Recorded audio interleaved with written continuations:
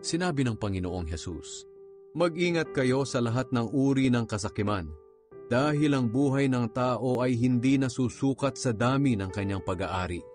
At ikinuwento niya ang talinghaga na ito. May isang mayamang may bukirin na umani ng sagana.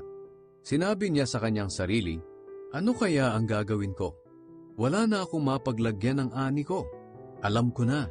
Gigibain ko ang mga bodega ko at magpapagawa ako ng mas malaki.